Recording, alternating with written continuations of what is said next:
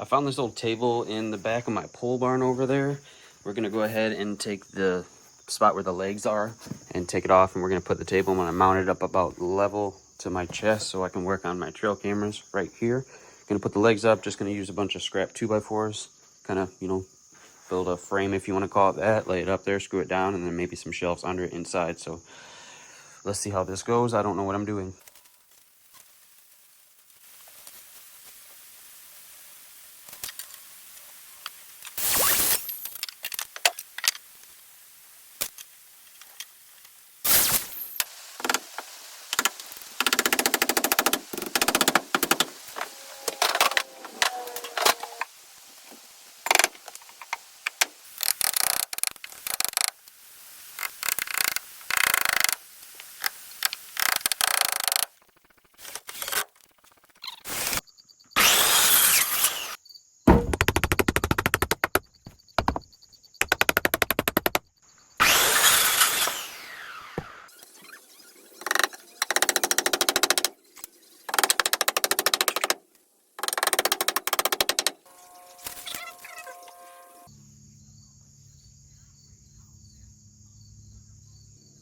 Ow.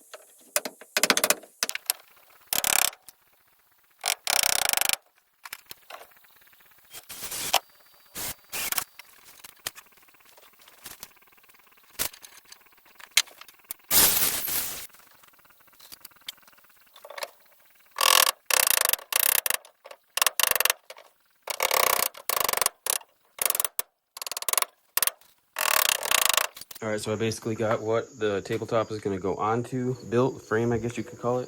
Now we're going to go ahead and take all that hardware off, put some 2x4s or wood on there so it doesn't fold anymore, and then fasten it up there, and then we'll be done.